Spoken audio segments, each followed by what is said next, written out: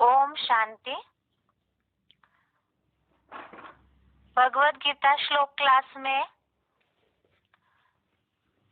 आज के क्लास में तीसरे अध्याय पर आधारित व्यक्तिगत समस्याओं का समाधान श्लोकों के आधार से इन बातों को हम समझेंगे संक्षेप में। सबसे पहली बात, जैसे दूसरा अध्याय पूरा होने के बाद भी हमने पूरे दूसरे अध्याय के श्लोकों के आधार से संक्षेप में व्यक्तिगत, सामाजिक, राजनीतिक, धार्मिक समस्याओं का समाधान समझा था। इसी तरह से ही आज 2-3 दिन के क्लास में तीसरे अध्याय पर आधारित व्यक्तिगत, सामाजिक, राजनीतिक, धार्मिक समस्याओं के श्लोकों के आधार से समाधान देखेंगे। अब ये जो टॉपिक है अध्याय पूरा होने के बाद इन सब समस्याओं के आधार से श्लोक लागू करने का, इसे समझना इसलिए जरूरी है क्योंकि जो भी ज्ञान में चलने वाले ब्राह्मण हैं, कहीं ना कहीं सर्विस फील्ड में या तो रोज के दैनिक जीवन में जो भी संबंध में संपर्क में आते हैं तो उनको कहीं ना कहीं ज्ञान की सर्विस तो करते ही है। ऐसे समय में जब हम ये बात लोगों को बताते हैं कि हम गीता पर स्टडी करते हैं, गीता का गहराई से अध्ययन करते हैं, गीता मनुष्य जीवन के परिवर्तन का शास्त्र है, इसीलिए ही गीता में सब बातों का समाधान है, इतना कहने मात्र से ही लोगों पे प्रभाव नहीं पड़ेगा। तो उन्हें हम उनकी समस्याओं का श्लोकों के आधार से जवाब देंगे, तभी लोगों पे प्रभाव पड़ेगा। और ये भी भगवान के कार्य की एक पहचान है, क्योंकि भगवान ही आकर के गीता के आधार से, गीता के श्लोकों के आधार से मनुष्य जीवन कैसे प्रैक्टिकल में परिवर्तन हो सकता है उसके बारे में समझा रहे हैं। दूसरी बात, अब प्रश्न ये उठता है कि श्लोकों में समस्याएं भी बताई है कि मनुष्य का पतन का कारण क्या है, और उसका श्लोकों में ही समाधान भी बताया है कि क्या करने से हो सकता है। इसी तरह से यदि हम केवल इन श्लोकों को थ्योरी मात्र ही अर्थात नॉलेज के रूप में ही रखेंगे तो उसका प्रभाव नहीं पड़ेगा। कई बार लोगों को ये लगता है कि श्लोकों का तो हमें पता है कि इस श्लोक में ये बात बताई है, इनमें ये बातों का समाधान बताया हुआ है, लेकिन असर तब होगा उसका जैसे कोई भी बीमारी की दवाई तो पता है, लेकिन वो दवाई लेनी होगी, लगातार उसका परहेज करना होगा, लगातार दवाई लेंगे तभी असर होगा। जैसे दुनिया में जो वैज्ञानिक है, विज्ञान के 2 पार्ट होते हैं, एक तो थ्योरी और एक प्रैक्टिकल। अगर केवल थ्योरी में ही विज्ञान बंधा रहेगा तो कोई भी रिसर्च दुनिया के सामने आ नहीं पाएगा, तो उसे प्रैक्टिकल करना पड़ता है।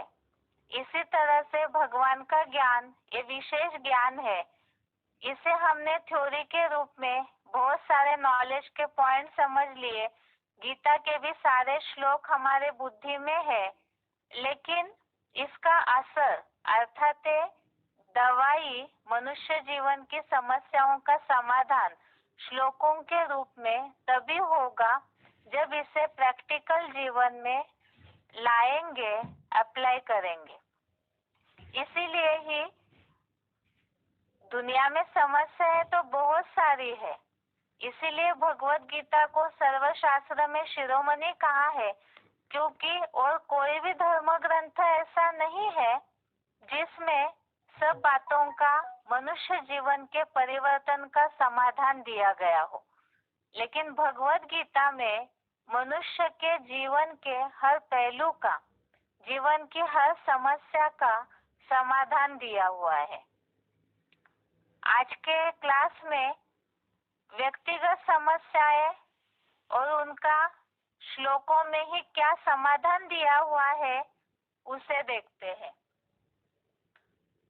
सबसे पहली बात, ये तो सभी की ही समस्या है। दुनिया में आज परसेंटेजली 90% लोग, या कहा जाए तो 99% लोग ऐसे हैं जो मन के भटकने से परेशान है। मन की चंचलता, जिसे ही मानसिक तनाव, डिप्रेशन कहा जाता है। अब मन कंट्रोल न होने से मानसिक तनाव, डिप्रेशन और उससे होने वाले दुष्परिणाम तो बहुत वैरायटी है। जैसे कि व्यसनों के आदी हो जाते हैं मनुष्य। अब ये तो समस्या हो गई, मन कंट्रोल में न रहना, मानसिक तनाव अर्थात डिप्रेशन।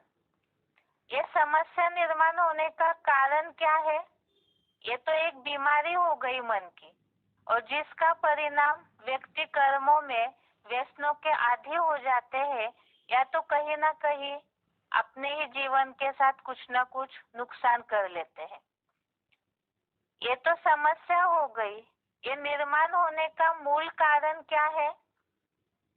ये निर्माण होने का मूल कारण है, एक तो देह भान अर्थात ही इंद्रिय सुखों में मनुष्य इतना ज्यादा व्यस्त हो चुके हैं, जिसके कारण ही जो 5 विकार निर्माण हुए, तो कामनाओं की पूर्ति नहीं होती है।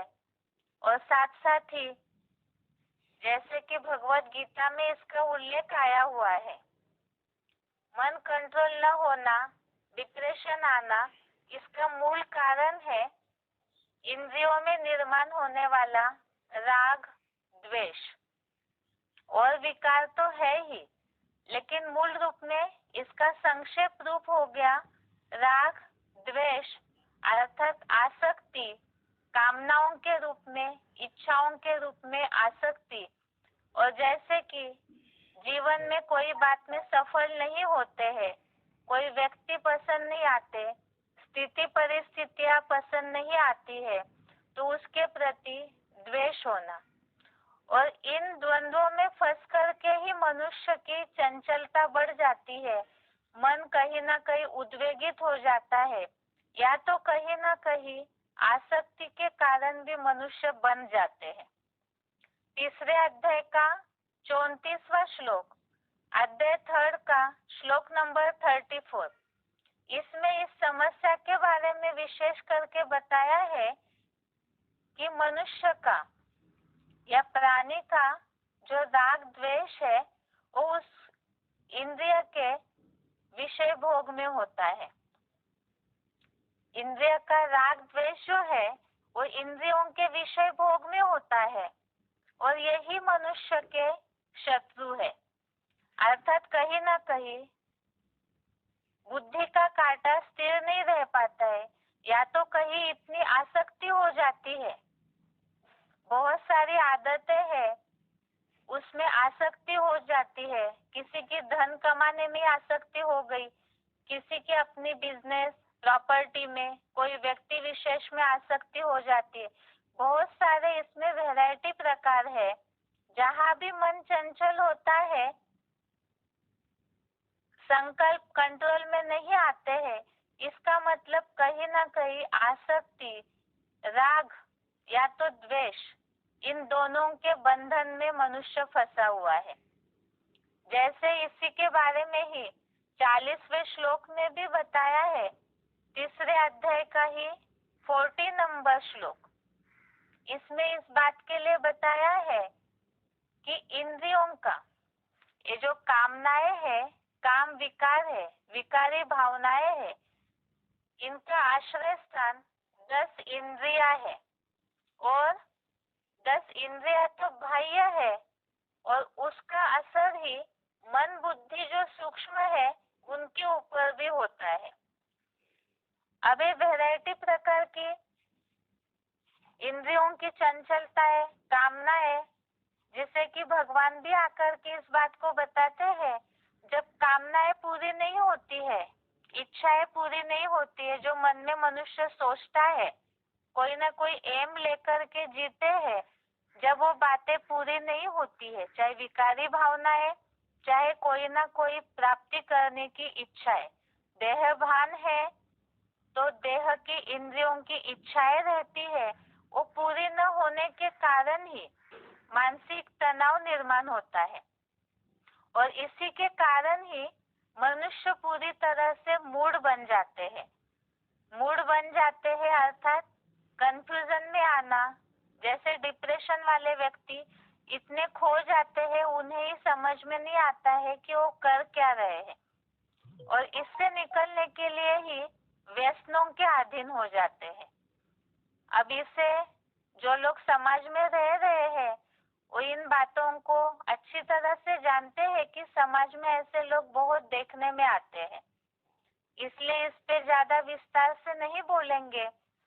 इसका समाधान क्या है उसे देखते हैं, क्योंकि कामनाएं जो निर्माण होती है वो आग की तरह होती है और वो बुद्धि के ज्ञान को पूरा ढक देती है, अर्थात मनुष्य की बुद्धि को, समझ शक्ति को पूरा नष्ट कर देती है। इंद्रियों की चंचलता इतनी प्रबल हो जाती है कि उस समय आवेग में क्या करना है वो मनुष्यों को समझ में नहीं आता है। जैसे उदाहरण के लिए लेते हैं, कोई सिगरेट पीने वाले हैं, अन्य प्रकार का नशा करने वाले हैं, तो इतने ज्यादा आदी हो जाते हैं उसके कि उसे छोड़ नहीं पाते हैं। अगर उसे छोड़ भी दिया, उन्हें पता है बीमारी हो रही है, अगर नशा करने वालों ने उस नशे को छोड़ भी दिया, क्योंकि राग द्वेष इंद्रियों के विषय भोग में होता है, अर्थात आसक्ति हो गई इन चीजों को यूज करना। अब अगर इसे छोड़ भी देते हैं व्यसनों को, तो भी उनका मन बेचैनी में ही लगा रहेगा। इसका उपाय क्या है? इसका समाधान ही मन के कंट्रोल के लिए 41 नंबर श्लोक में, 41 नंबर श्लोक में ये बात बताई है भगवान ने कि पहले इंद्रियों को नियंत्रित करो। इंद्रियों को नियंत्रित करना अर्थात जहाँ जहाँ भी गलत आदतें है, जो बुद्धि को बार बार, मन को बार बार भगा रही है, जैसे कई लोगों को कुछ न कुछ क्लब वगैरह जाने की आदतें है, फिल्म देखने की आदतें है, जिससे मनसा का पतन होता है बहुत ज्यादा। तो इसीलिए भगवान ने बताया है पहले इंद्रियों को नियंत्रित कर, 41 नंबर श्लोक में, क्योंकि ये इंद्रिया ही ज्ञान योग अर्थात मनुष्य की बुद्धि की समझ शक्ति को ही नष्ट कर देते हैं, व्यक्ति के ज्ञान को पूरा ढक देते हैं, समझ को ढक देते हैं, और वो गलत मार्ग का अनुसरण करते ही रहता है। अच्छा, सिर्फ इंद्रियों को नियंत्रित कर लिया तो हो जाएगा? जैसे अभी उदाहरण लिया, नशा करने वाले हैं, उन्हें कह दिया कि ये हालत पूरा मृत्यु तक पहुंचा देती है नशे की, इसलिए उन्होंने नशा करना छोड़ दिया, अपनी जो गलत आदत है उसे छोड़ दिया, लेकिन मन की बेचैनी, वो जो परेशानी है, डिप्रेशन है, वो कैसे कम होगा? तो ये तो एक परहेज हो गया। जैसे कोई बीमारी है तो उसमें सबसे पहली बात, जिस कारण बीमारी निर्माण हो रही है, खान पान के अशुद्धि के कारण, तो उसे लेना बंद करना अर्थात वो परहेज करना। लेकिन बिना दवाई के अंदर जो बीमारी के जर्म्स घुसे हुए हैं उसे निकालने के लिए दवाई भी लेनी होगी। अब इंद्रियों को नियंत्रित किया अर्थात जैसे परहेज कर लिया, क्योंकि इंद्रियों के द्वारा किए जाने वाले पसंद वाले जो दिखावटी अल्पकाल के सुखदायी कर्म होते हैं, तो वो वास्तव में ही मनुष्य के मन को चंचल करते हैं। इसीलिए ही अब इंद्रियों को नियंत्रित तो कर लिया, ये गलत आदतों से छूट गए। लौकिक दुनिया में, समाज में ऐसे बहुत सारे वैरायटी प्रकार है जिसमें इंद्रियों के योग सिखाए जाते हैं। जैसे प्राणायाम करना, बहुत सारे ऐसे हठ योग के प्रकार है जिससे इंद्रियों पे कंट्रोल करना, लंबे समय तक एक ही आसन में बैठना, ये सब प्रकार सिखाए जाते हैं। लेकिन क्या इससे परमानेंटली पूरी तरह से मन एकाग्र हो जाता है? नहीं होता है। जैसे ही उस आसन से उठ जाएंगे तो मन आंखों से कहीं देखेंगे, फिर से इंद्रिया उस ओर भागेगी, या तो कम से कम मन तो भागेगा ही। जैसे भगवत गीता में इसके पहले भी श्लोक जो आया हुआ है कि इंद्रिय भोगों को लेना छोड़ दिया जबरदस्ती से, उन कर्मों को करना छोड़ दिया, लेकिन मन से याद करते हैं तो मिथ्याचारी हो जाते हैं। इसीलिए ही ये मन और बुद्धि जो सूक्ष्म शक्ति है, उसे कंट्रोल में लाने के लिए पहले इंद्रियों को नियंत्रित करना है, और दूसरे बात उसका अगला उपाय है मन बुद्धि पे भी नियंत्रण करना है। उसके लिए ही 42 और 43 नंबर श्लोक, 42 और 43 नंबर श्लोक, जिसमें इस बात का उल्लेख आया है, इंद्रियों को कहते हैं प्रबल है, और मन जो है वो इंद्रियों से भी प्रबल है, अर्थात संकल्प शक्ति। तो इंद्रिया पहले नियंत्रित करेंगे तो मन तो इंद्रिय सुखों की ओर जाता है, इसीलिए पहले इंद्रियों को नियंत्रित करना है, तो मन उससे जो सुख ले रहा है वो कंट्रोल में आएगा। लेकिन केवल इससे भी नहीं होगा, क्योंकि मन तो घोड़े की तरह चंचल है, उससे भी सूक्ष्म शक्ति है बुद्धि। वो बुद्धि को भी कंट्रोल में लाना है, लेकिन कैसे लाएंगे? मन और बुद्धि ये तो मनुष्य की जन्म जन्मांतर की ही चंचल बनी हुई है। जब तक उसे डॉक्टर के पास न ले जाए, कोई भी बीमार को जब तक डॉक्टर का पता न हो और डॉक्टर की दवाई न ले, तब तक पूरा असर कैसे होगा?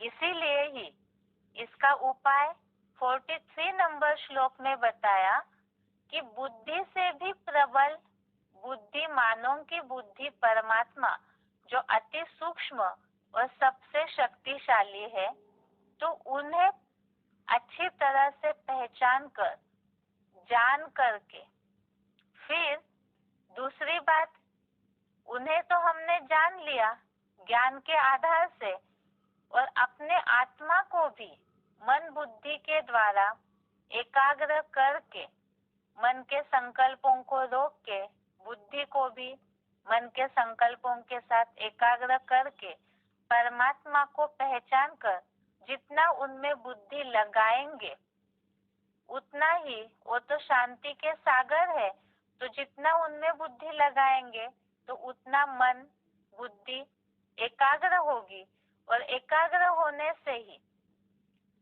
दोनों उपाय हो गए। एक तो स्थिरता आई क्योंकि पहले इंद्रियों को कंट्रोल किया, लेकिन मन जहाँ जहाँ भाग रहा है तो उसके लिए भी सारी प्राप्ति कराने वाले ईश्वरी है, भगवानी है, उनमें मन बुद्धि को पूरा एकाग्र करके लगा लेंगे तो ये दवाई लेना हुआ, और ये दवाई भी जो बताया तुरंत तो असर नहीं होता है, क्योंकि मन बुद्धि चंचल है, लगातार आदत हो चुकी है विकारी भोग भोगने की, तो इसीलिए इसके लिए अभ्यास करना जरूरी है और वैराग लाना जरूरी है। तो लगातार जब अभ्यास करेंगे, अर्थात निरंतर दवाई लेंगे परमात्मा के याद की, बुद्धि से अपनी बुद्धि को परमात्मा में पूरा लगा करके जितना अभ्यास करते जाएंगे तो उतना ही मन कंट्रोल होगा, और साथ साथ इंद्रियों पे भी धीरे धीरे दोनों बातों का बैलेंस बन करके इस समस्या का समाधान हो सकता है। अब दुनिया में तो बहुत ऐसे मेडिटेशन सिखाते हैं, जैसे श्वास प्रश्वास की प्रक्रिया रोकना,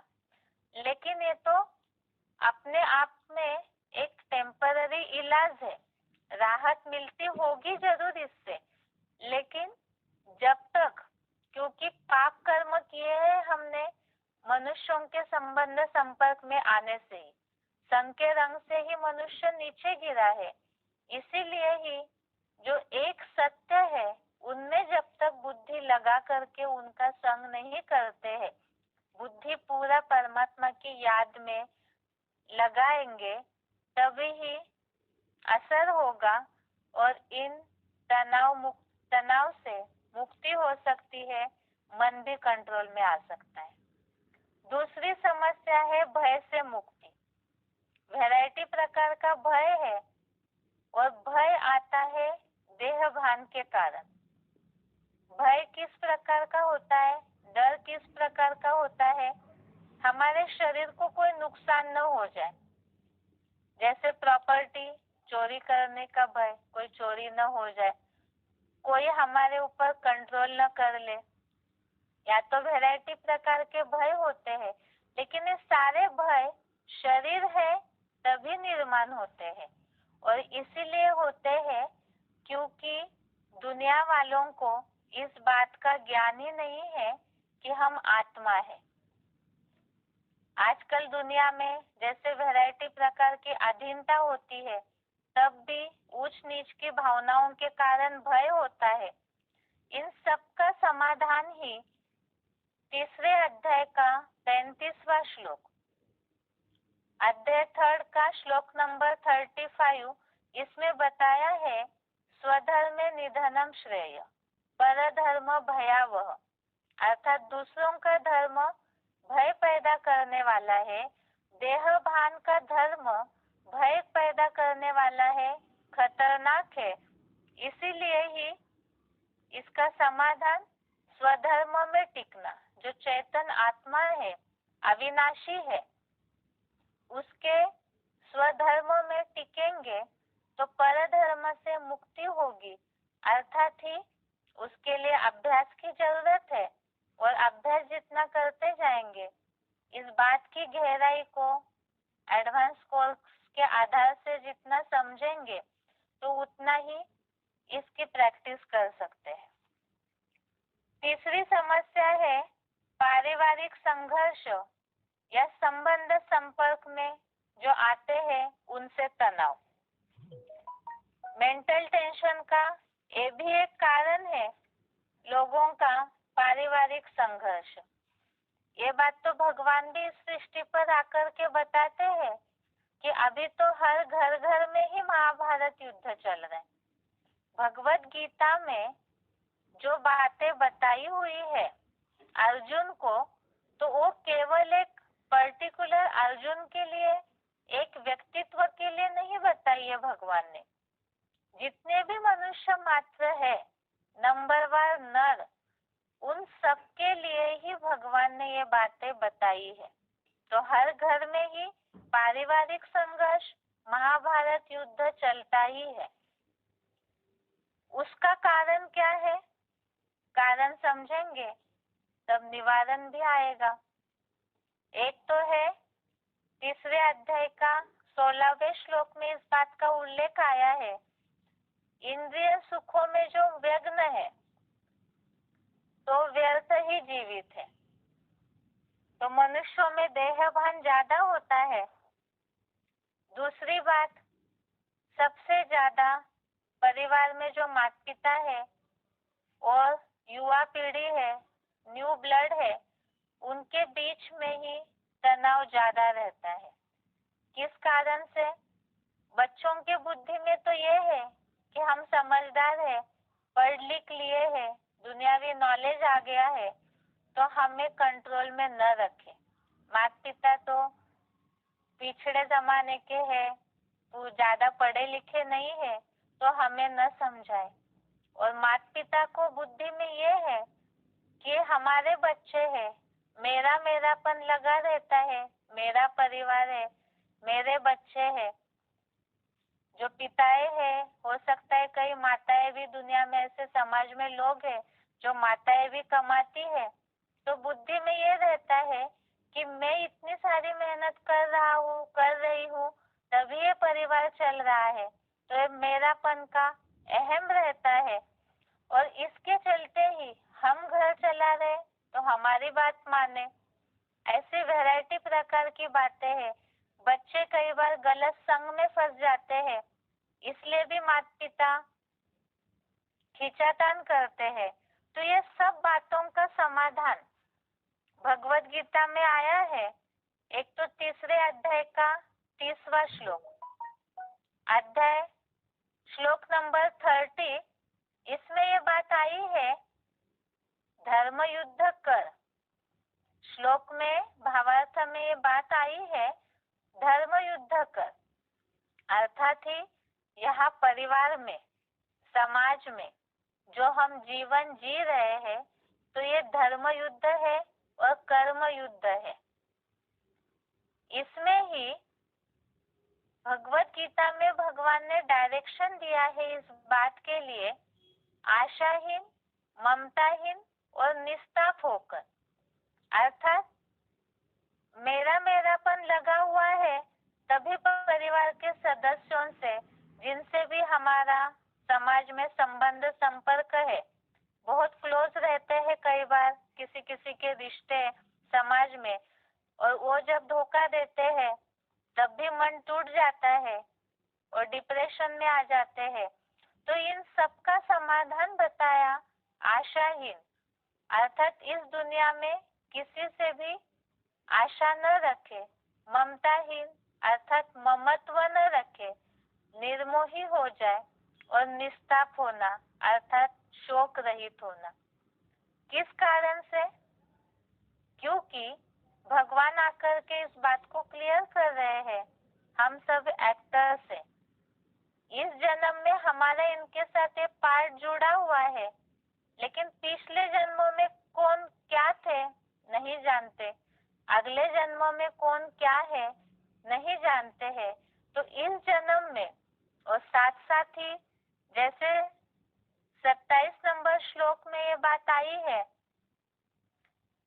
कि सभी अपने गुण कर्मों के अनुसार, 27 और 28 नंबर श्लोक में जो उल्लेख आया है, एक तो सभी प्रकृति के गुणों के कारण ही कर्म करते हैं, और गुण आपस में गुणों में आवर्तन करते हैं, एक गुणों का चक्र चलते ही रहता है। तो इसीलिए ही सभी अपना पार्ट बजाने के लिए बंधे हुए हैं। इसीलिए हम किसी से आशा न रखें, ममत्व न रखें, क्योंकि वो सामने वाले जो संबंध संपर्क में आने वाले या पारिवारिक सदस्य है, वो अपने चक्र में बंधे हुए हैं। इसीलिए हम उन्हें उनके चक्र में जो गुण कर्मों में आवर्तन हो रहा है, उनका सर्कल घूम रहा है, हम उसमें से उन्हें कैसे खींच सकते हैं बाहर, क्योंकि वो उस चक्र में बंधे हुए हैं। और दूसरी बात जो 27 नंबर श्लोक में उल्लेख आया है, मैं करता हूँ, ये अहंकार आना कि मैं ही करने वाला हूँ।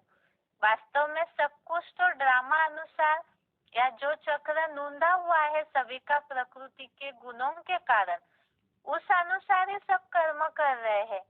इसीलिए ही उसमें बुद्धि अटकनी नहीं चाहिए, उलझनी नहीं चाहिए।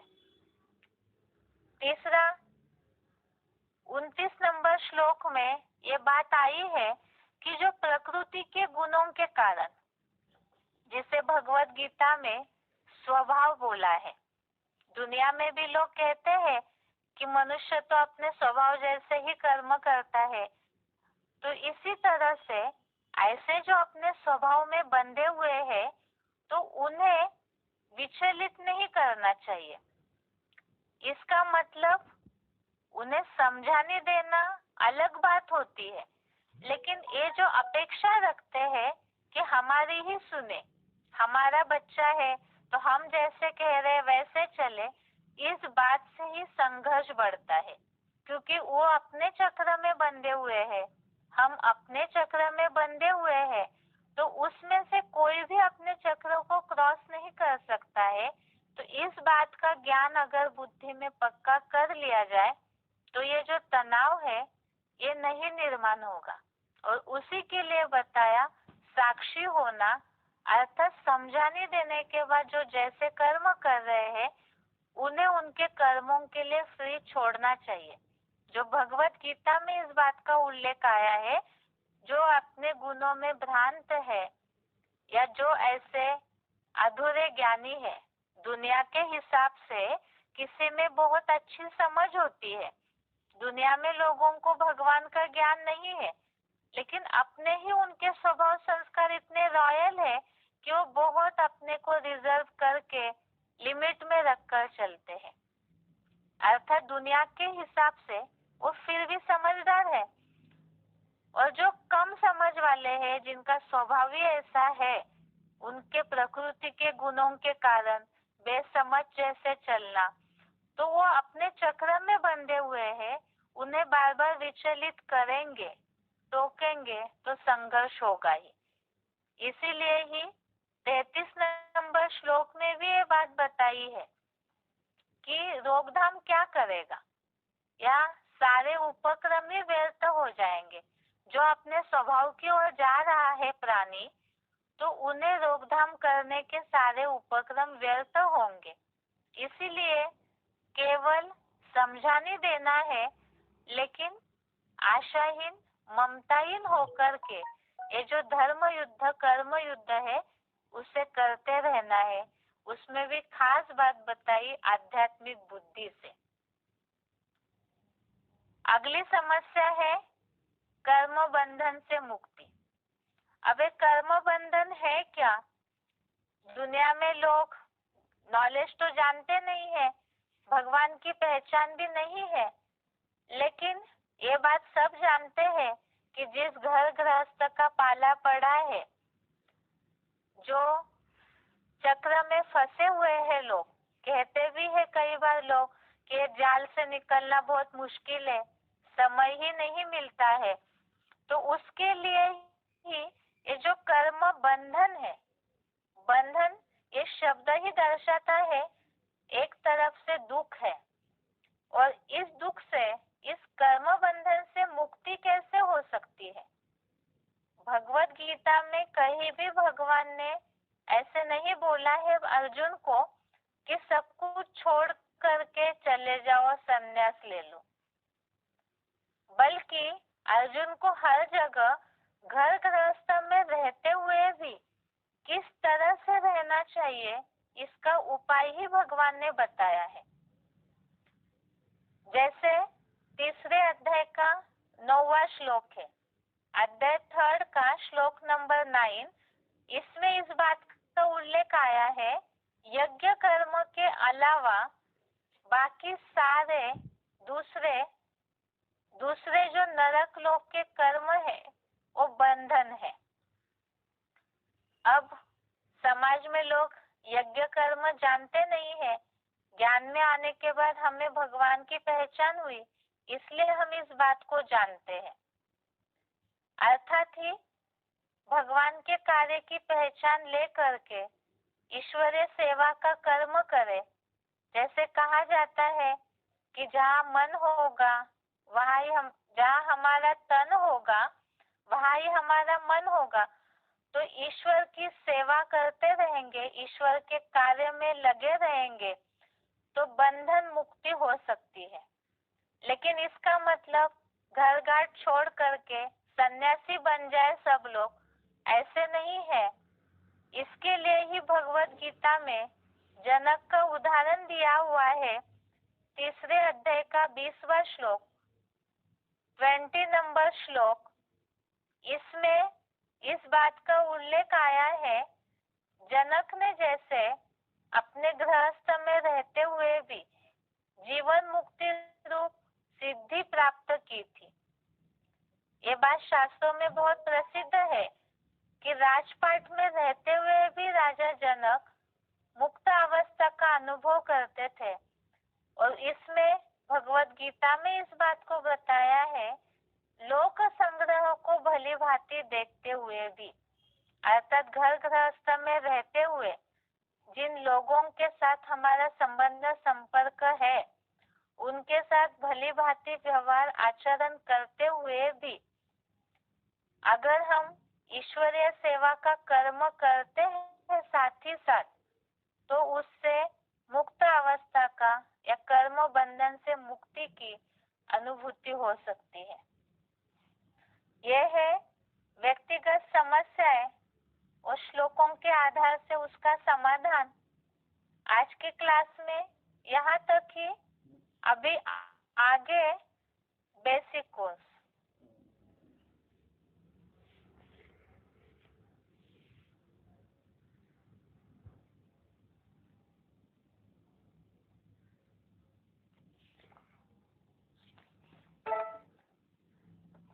बेसिक कोर्स में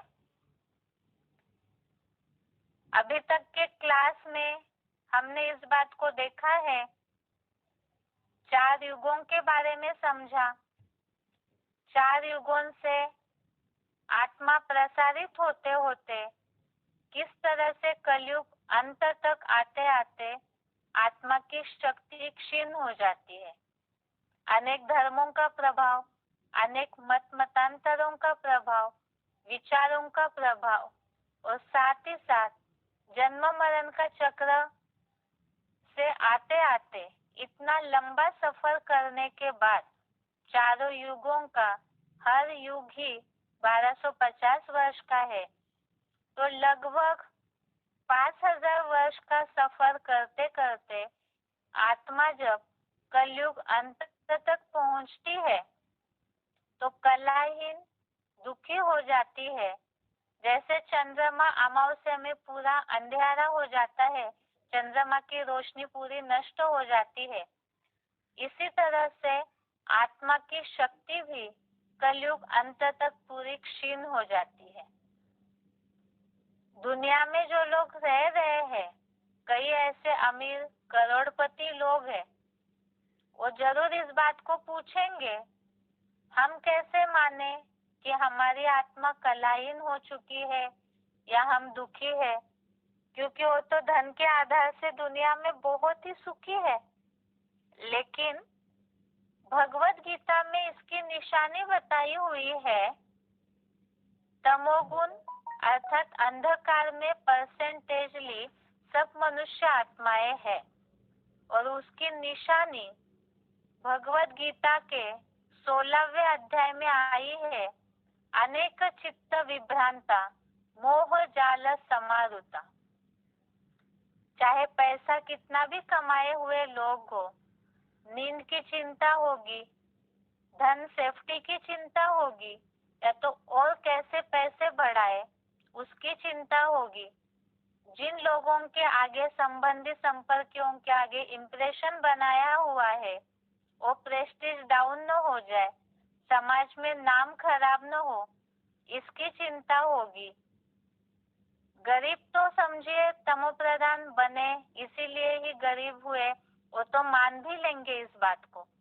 अमीर लोगों के मानने के लिए मुश्किल है, लेकिन वो इन सब बातों के जाल में, मोह जाल में घिरे हुए हैं, और अनेक जगह जो मन भटक रहा है इन सब चिंताओं से, बीमारियों से, तो यही निशानी है कि सब आत्माएं कलयुग में दुखी कलाहीन हो चुकी है।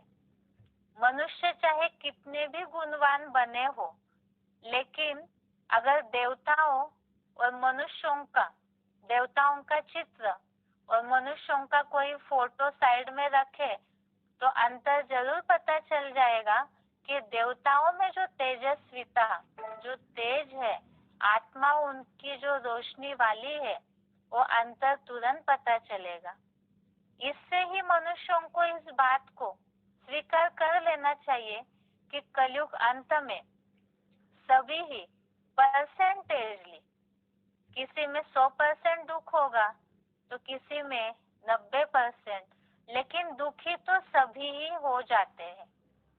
और इसके साथ साथ ही मनुष्य दुखी हुए तो मनुष्य जिस समाज में रह रहे हैं, जिस सृष्टि में प्रकृति के 5 तत्वों के कनेक्शन में है, वो भी साथ ही साथ तामसी और दुखी बन जाती है। अब जब चारों युगों की कहानी, हिस्ट्री और ज्योग्राफी हमने अभी तक तो समझ ली, अब प्रश्न आता है, कलयुग आने के बाद हम यहाँ तक पहुँच गए, तो ये कौन सा समय चल रहा है? कलयुग में भी 5000 वर्ष पूरा होते होते ये तो पता चल गया कि 5000 वर्ष का यह सृष्टि चक्र का नाटक है। लेकिन हम अभी नाटक के किस घड़ी तक, कौन से सीन तक पहुंचे हैं? और दूसरा, एक कलयुग की समाप्ति के लिए कितना समय बाकी है? कलयुग के बाद क्या होगा इस सृष्टि का?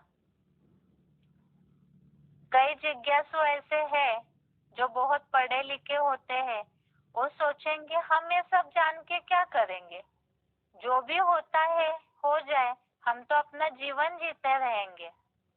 लेकिन जैसे जो भी परिवार में रह रहे हैं, दुनिया में रह रहे हैं, गवर्नमेंट भी पूरा फ्यूचर का प्लानिंग बनाती है, इसलिए ताकि सारा बजट ठीक से चले। मनुष्य भी अपने घर परिवार में फ्यूचर का प्लानिंग जरूर बनाते हैं, ताकि भविष्य में स्थिति परिस्थितियां ऊपर नीचे हो जाए तो भी हम अपनी सेफ्टी कर सके, कुछ न कुछ बैलेंस बना के अपना जीवन चला सके। अब जब ये बात सब मनुष्य समझदार प्राणी है, बुद्धिजीवी है, भले ही कलयुग अंत में आकर के कलाहीन बनने पर भी इतनी समझ शक्ति तो मनुष्य रखते हैं कि अपने जीवन को सेफ रखना है। तो फिर इसी के लिए ही इस सृष्टि में जो ऊपर नीचे उलाढाल होती है, तो इस सृष्टि के बारे में भी हमें जानना जरूरी है। क्यों?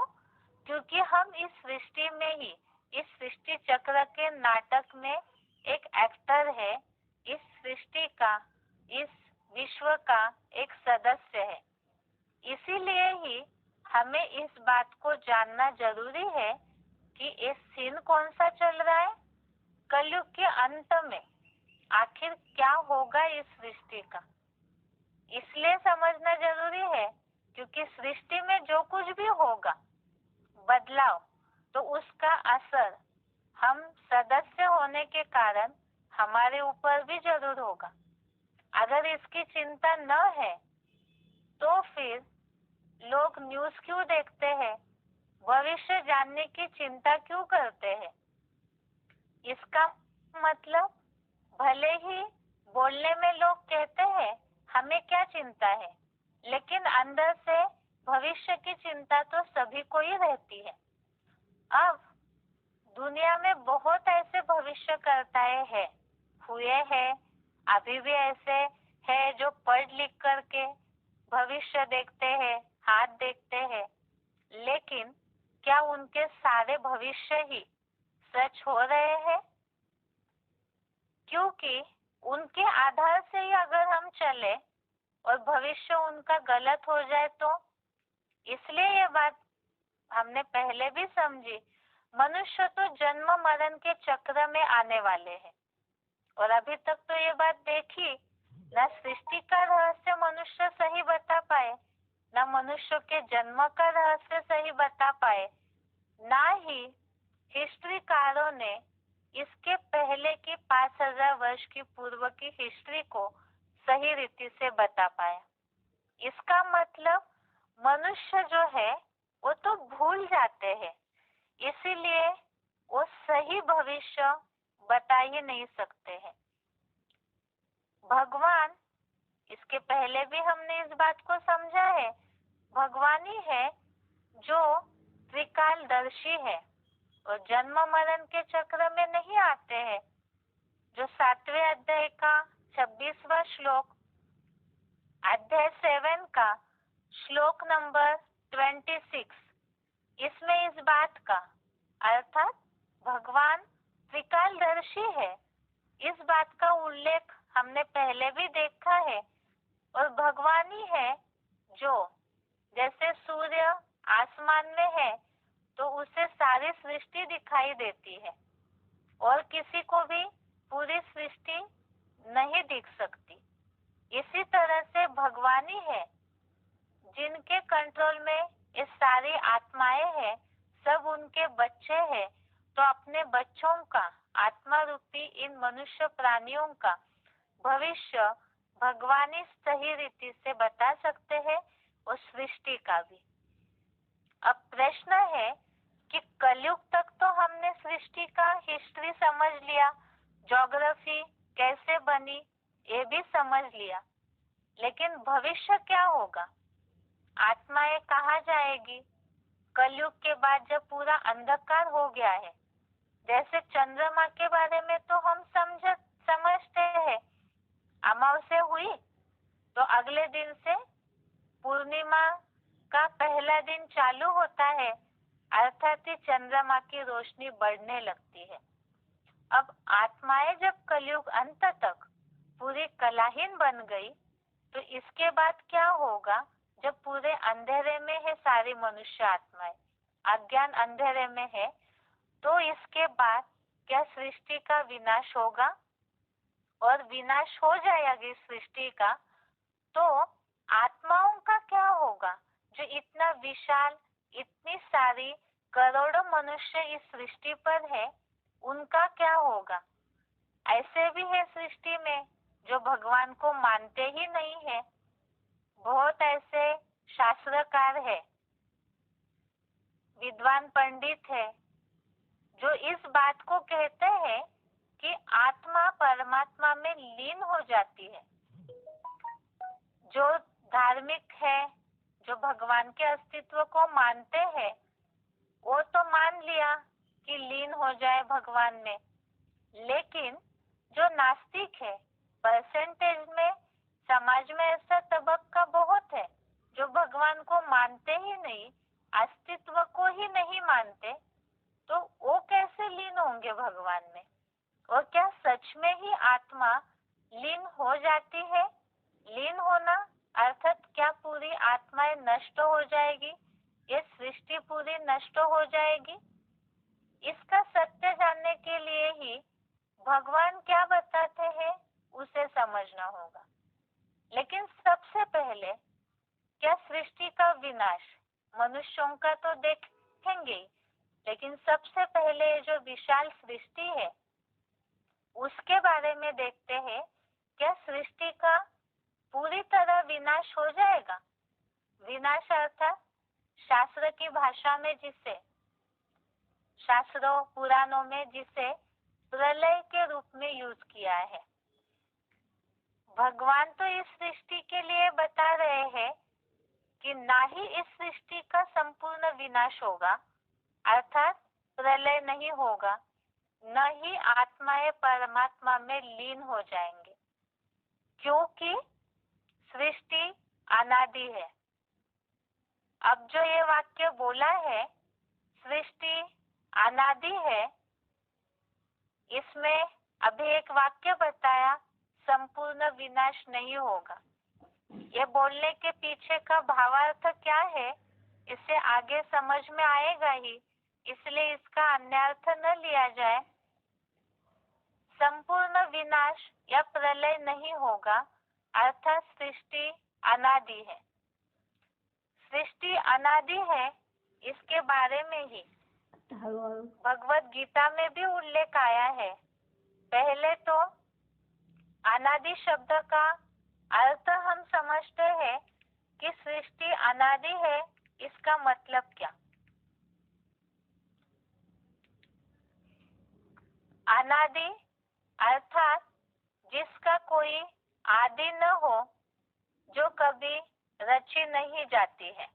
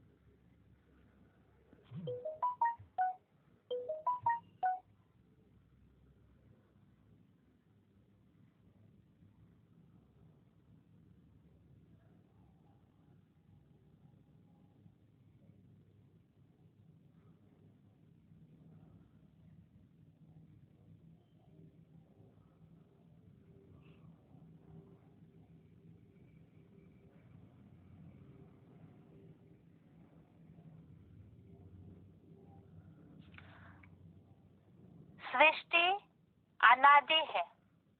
अन आदि अर्थात जिसका आदि न हो। आदि न हो अर्थात जन्म न हो, अर्थात जो कभी रची नहीं जाती हो, अर्थात जो रची हुई ही है, जिसकी शुरुआत नहीं, उसका अंत भी नहीं, अर्थात तो चलते ही रहता है। इसके बारे में ही हमने पहले समझा था कि ये सृष्टि प्रकृति और पुरुष का खेल है। प्रकृति अर्थात पांच तत्व और पुरुष अर्थात आत्मा। पुरुष अर्थात शयन करने वाली, शरीर रूपी पुरी में शयन करने वाली आत्मा। बड़े रूप में ये शरीर हमारा पांच तत्वों का है ही, लेकिन बड़े रूप में, विशाल रूप में ये सृष्टि पांच तत्वों से बनी हुई है। तो ये आत्मा, आत्मा के बारे में तो हमने आत्मा के लेसन में ही समझा है। भगवत गीता में ऐसे कई श्लोक है जिसमें आत्मा के बारे में ये उल्लेख स्पष्ट आया है कि आत्मा शस्त्रों से काटी नहीं जाती, जल उसको भिगोता नहीं, अग्नि उसे जला नहीं सकती है। आत्मा जो बिंदु है वो तो अविनाशी है ही, इसे तो हमने आत्मा के लेसन में ही समझा दिया है। अब आई बात प्रकृति की। भगवत गीता में ये प्रकृति और पुरुष का खेल है और ये दोनों अनादि है। इसका उल्लेख 13वें अध्याय का 19 नंबर श्लोक, अध्याय 13 श्लोक नंबर 19 में आया है। 13वें अध्याय का 19 नंबर श्लोक देख सकते हैं। श्लोक है, प्रकृतिं पुरुषं चैव विद्धि अनादि उभो अपि विकारांश्च गुणांश्चैव विद्धि प्रकृति संभवान। श्लोक में हाईलाइट किए हुए शब्द है प्रकृतिं पुरुषं चैव विद्धि अनादि उभो अपि, अर्थात प्रकृति अर्थात थी ये सृष्टि जो पांच तत्वों से बनी है। शरीर तो है ही, लेकिन यहाँ टॉपिक हमारा चल रहा है कि कलयुग के बाद इस सृष्टि का क्या होगा। इसीलिए यहाँ खास तो ये सृष्टि जो पांच तत्वों से बनी हुई है, इसमें ये सृष्टि भी अनादि है। प्रकृतिम पुरुषम अर्थात ये सृष्टि भी अनादि है और आत्मा भी अनादि है, और साथ में ही उभो अपि अर्थात दोनों अनादि। स्पष्ट उल्लेख आया है कि प्रकृति पुरुष ये दोनों भी अनादि है। अब इसके लिए ही बताया, जब अनादि है तो ये तो स्पष्ट हो गया कि रची नहीं जाती है, अर्थात ये बने बनाए पांच तत्व है। कब रचे इसके बारे में नहीं पता, लेकिन ये शुरुआत से ही चलते आए हैं, तो इसका अंत भी नहीं हो सकता। भगवान इसका रहस्य बताते हैं कि ये सृष्टि अनादि है और ये सृष्टि का चक्र अर्थात अविनाशी ड्रामा जो 5000 वर्ष तक रिपीट होता है। 5000 वर्ष के बाद इसकी पुनरावृत्ति होती है, अर्थात ये ड्रामा, ये सृष्टि का चक्र हूबहू सेम टू सेम आवर्तन होता है, अर्थात ये चक्र चलते ही रहता है। अब आगे इस बात में हम समझते हैं कि ये सृष्टि चक्र और नाटक का पुनः आवर्तन होता है। इसके बारे में और कोई उदाहरण हो सकता है? जैसे भगवत गीता के 8वें अध्याय का 19वां श्लोक, अध्याय 8 श्लोक नंबर 19। इसमें इस बात का उल्लेख आया है, चक्र और ये नाटक का पुनः आवर्तन अर्थात ये सर्कल घूमता ही है। श्लोक देखते हैं, गीता में इस बात का उल्लेख है कि प्राणी बार बार इस सृष्टि पर आते हैं और फिर बार बार परम धाम जाते हैं। 8वें अध्याय का 19वां श्लोक, भूतग्रामः स एवायं भूत्वा भूत्वा प्रलीयते रात्रयायन्ते अवशः पार्थ प्रभवति अहरागमे। भूतग्रामः स एवायं भूत्वा भूत्वा प्रलीयते, इस पे हाईलाइट किया हुआ है, अर्थात वही यह प्राणी समुदाय बार बार जन्म लेकर भूतवा भूतवा बार बार जन्म लेकर रात्रि के अंत में बरबस पूरा लीन हो जाता है। हे पृथ्वीपुत्र, दिन आने पर प्रकट होने लगता है। वैसे इस भावार्थ वाले श्लोक हमने पहले भी देखे हैं कि रात्रि के अंत में प्राणी उस अव्यक्त धाम में चले जाते हैं और दिन आने पर अर्थात सत्युग रूपी सवेरा आने पर पुनः इस सृष्टि पर आते हैं। इसके लिए तो हमने इसके पहले भी श्लोक देखे, लेकिन इस श्लोक का उल्लेख इसलिए लिया है, इसमें आया है भूतवा भूतवा, अर्थात ही यहाँ पे रिपीटेशन की बात आई हुई है। बार बार इस सृष्टि पर प्राणी आते हैं और परम धाम जाते भी है, अर्थात ही ये सृष्टि का जो चक्र है, काल चक्र है, ये लगातार घूमते ही रहता है। दुनिया का उदाहरण ले तो घड़ी, दुनिया में इस बात को सब जानते हैं कि समय कभी नहीं रुकता है, वो लगातार चलते ही रहता है। तो समय अर्थात क्या है? समय अर्थात ही ये सृष्टि का चक्र है, ये काल चक्र है, ये कभी भी रुकता नहीं है, चलते ही रहता है, अर्थात इसका विनाश नहीं होता है, परिवर्तन हो जाता है। प्रलय अर्थात पूरी तरह से नष्ट होना, बिल्कुल अस्तित्व ही न रहे, ऐसे कभी भी नहीं होता। इसी के लिए बताया कि संपूर्ण विनाश या संपूर्ण प्रलय, पूरी तरह अस्तित्व ही न रहे, नामो निशान न रहे, ऐसे नहीं होता है। केवल जैसे इसके पहले भी हमने उदाहरण समझा था, मकान जर्जरीभूत हो जाता है तो उसको पूरी तरह परिवर्तन किया जाता है। इसी तरह सृष्टि रूपी मकान जो है, वो जब पूरा गिरने लगता है, छेद हो जाते हैं मकान में, जर्जरीभूत हो जाता है, तो इसमें परिवर्तन हो जाता है।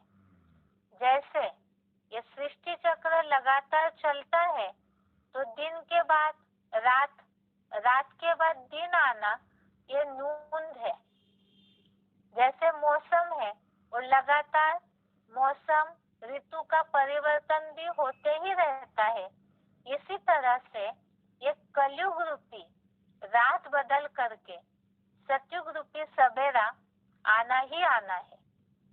जैसे हमने कला का उदाहरण समझते समय चंद्रमा का उदाहरण लिया था कि चंद्रमा की रोशनी अमावस्या में पूरी तरह से लुप्त हो जाती है और फिर से पूर्णिमा आने तक वो रोशनी बढ़ती है। ऐसे यहाँ तो चंद्रमा की रोशनी कम ज्यादा होने की बात, यहाँ है कलयुग रूपी रात बदल कर सतयुग रूपी आना, सतयुग रूपी सवेरा आना। जैसे दुनिया में लोग कहते हैं हिस्ट्री रिपीट्स इटसेल्फ, अर्थात इतिहास जो है उसकी पुनरावृत्ति होती है। यहाँ पर ये जो वर्ल्ड की हिस्ट्री है वो भी इसी तरह से रिपीट होती है। ये चक्र जो है वो अपने आप स्वतः ही चलते रहता है, जिसके लिए ही ये प्रश्न हमने कलाओं का उदाहरण समझते समय लिया था कि मनुष्य आत्मा की रोशनी बढ़ने का समय कौन सा है? जब वो कलयुग अंत में पूरी तरह से कलाहीन हो जाती है आत्मा, तो क्या वे रोशनी बढ़ सकती है? और अगर वो बढ़ती है तो कब बढ़ती है? इसी तरह से कलयुग के बाद क्या होगा? टॉपिक तो यही चल रहा है। कलयुग आया तो कलयुग में इस सृष्टि का विनाश होगा या नहीं होगा? इसके लिए हमने समझा सृष्टि अनादि है। भगवत गीता में इसका उल्लेख आया है, प्रकृतिम पुरुषम चैव विद्यनादि उभो अपि। और ये सृष्टि अनादि है, ये तो समझ गए। अब ये सृष्टि का चक्र बार बार आवर्तन होता है, चक्र चलता है।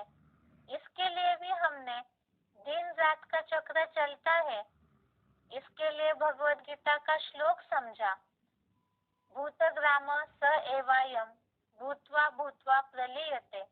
अर्थात ये बार बार प्राणी समुदाय जन्म लेकर रात्रि अंत में लीन हो जाते और फिर से दिन आने पर प्रकट हो जाते हैं। तो आत्मा पूरी तरह लीन होना क्या है, ये किस अर्थ से बोला है, इसे आगे समझते हैं। इस श्लोक से तो ये बात स्पष्ट हो गई कि ये प्राणी दोबारा फिर से दिन आने पर इस सृष्टि पर सतयुग सवेरे में आ जाते हैं।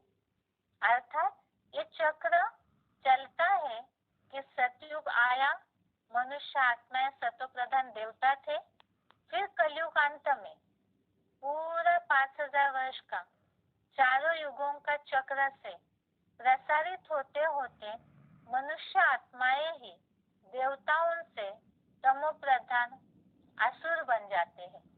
जो सृष्टि स्वर्ग थी वो कलयुग अंत में नरक बन जाती है। अब फिर उल्टा होना जरूरी है। मनुष्य पूरा नीचे गिरा है तो उसे ऊपर भी उठना है। तो कलयुग के बाद इस सतयुग रूपी सवेरा आना, अर्थात नरक से बदल करके स्वर्ग बन जाना, ये चक्र में नूंद है। अब इसमें प्रश्न ये उठता है कि सृष्टि जो है ये परिवर्तन होने का मूल आधार क्या है? इसका मूल आधार है मनुष्यों का परिवर्तन। मनुष्य बिगड़ता है तो सृष्टि बिगड़ती है। सृष्टि में जो रहने वाले प्राणी, पशु पंछी, जड़ जंगम पदार्थ है, उन सब पे मनुष्यों के अच्छे या बुरे परिवर्तन का असर होता है। इसे कैसे माना जाए? इसे तो खुद साइंस वाले ही अलग अलग वीडियो निकाल करके भी साबित कर रहे हैं। क्या साबित करते हैं? कि मनुष्य ने इतना प्रकृति को पोल्यूट किया है कि प्रकृति अभी इस भार को सह नहीं पा रही है। साइंस वाले या जो भी बुद्धिजीवी है वो इस बात को जरूर मानते हैं। इसके अलावा हम पुराने समय का उदाहरण भी ले सकते हैं। पुराने समय में ऋषि मुनि हुआ करते थे, गुरुकुल हुआ करते थे। उनके आश्रमों में अलग अलग प्राणी, पंछी, जैसे कहते हैं शेर और बकरी, एक घाट पर पानी पीते थे। तो ये किसका कमाल है? मनुष्य के वाइब्रेशन, मनुष्य की विचार शक्ति जितनी पॉजिटिव होती है तो उतना ही प्राणी पंछियों पर भी उसका असर होता है। मनुष्य के विचारों में बदलाव आया, मनुष्य खतरनाक बना तो प्राणी भी हिंसक बन जाते हैं। इसीलिए ही कहते समय लोग कहते हैं ये मनुष्य तो जानवर जैसा व्यवहार करता है। अर्थात मनुष्य ही जानवर जैसे हो गए तो है ही जानवर, उन पे तो उसका असर होगा ही। और उदाहरण ले सकते हैं, मनुष्य के आसपास परिसर में रहने वाले जो प्राणी हैं वो फिर भी बीमार पड़ते हैं, लेकिन जंगलों में कोई सुविधा नहीं रहती जानवरों को, वो आराम से रहते हैं। अर्थात मनुष्य ही इस सृष्टि को बिगाड़ने और सुधारने का मूल आधार है, क्योंकि सृष्टि में सबसे ज्यादा बुद्धिशाली प्राणी मनुष्य है। इसीलिए मनुष्य के आधार से ही ये कलयुगी सृष्टि बदल करके फिर स्वर्ग अर्थात सत्युग आता है। लेकिन वो कैसे आएगा? बिना कोई मार्गदर्शक के मनुष्य कैसे सुधर सकता है? और दूसरी बात, ये सुधरने का जो समय है, वो समय, वो घड़ी जो है वो कौन सी है, इसे क्या कहा जाता है, उसके बारे में हम अगले क्लास में समझते हैं। आज के लिए यहाँ तक ही। ओम शांति।